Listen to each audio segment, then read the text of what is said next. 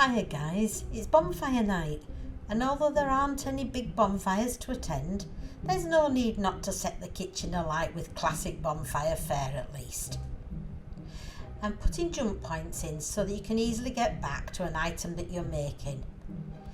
I like to make the foods more in terms of the time required so that they all come together pretty much in the same time frame. So bonfire night to me is about hot, tasty food and something sweet that's easy to eat. I always throw a corned beef hash in the slow cooker, which takes 5 minutes to prepare and needs to cook for at least 6 hours. The bonus is, like stew or curry, it's even better the next day if you have any left over. It's just 4 ingredients: potato, onion, beans and corned beef with a can of water. Just dice them up into matching size pieces, stir it, leave it alone. These pumpkin seeds are from a pumpkin in my Halloween video, and I'll pop a link here to show you how I got them to this stage. I sprayed a few squirts of spray oil on them just to allow them to roast, and then I added salt and pepper to half and curry powder to the other half. Spread on trays and roasted in a medium hot oven. That's it, delicious salty snacks full of vitamins and minerals. Stuffed jacket potatoes. You're best having cold baked ones for this if you can, though hot is great so long as you use a cloth on your hand for the heat. Cut them in half, scoop out, mash with a little milk and seasoning, and then divide the mixture into the number of halves of potato so that you can put a different filling in each one. This is a great way to use leftovers. I did cheese and onion, chilli, gammon and sweet corn and Montreal steak and onion. Then just bake them in a hot oven until piping hot and golden. Yorkshire Parkin, a cake designed for bonfire night. You need 2 bowls, one for the wet ingredients and one for sieved dry ingredients. Melt together 110 grams of soft butter with 110 grams of soft brown sugar, along with 200 grams of golden syrup and 55 grams of black treacle over a simmering pan.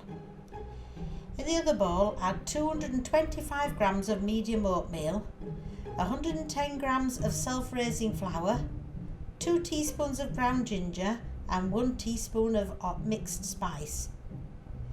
Then mix the melted mixture into the dry mixture. Then add 2 medium beaten eggs, 1 tablespoon of milk and a pinch of salt. Bake it in a low oven for around 1.5 hours. Bonfire toffee and toffee apples.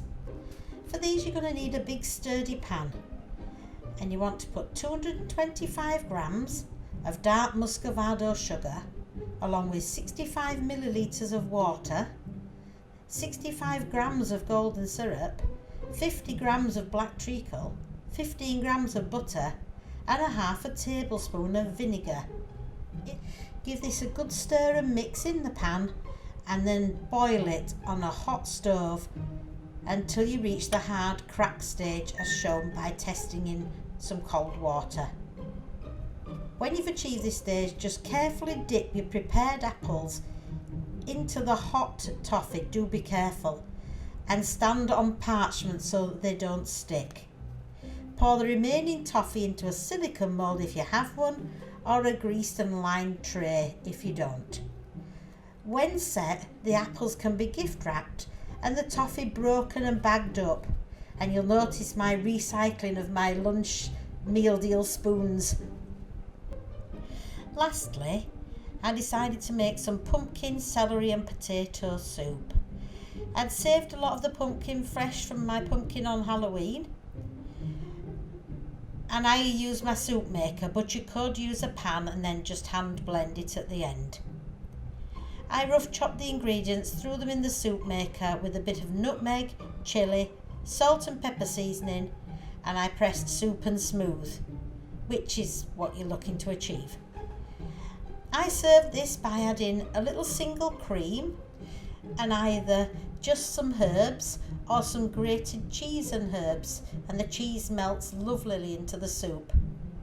These seeded rolls, quartered and toasted in the George, go great with this. So there we have it. These are the things I made this year for bonfire night. All that's left now is to table it all up, serve it and tuck in. Everything that I made today is dairy free.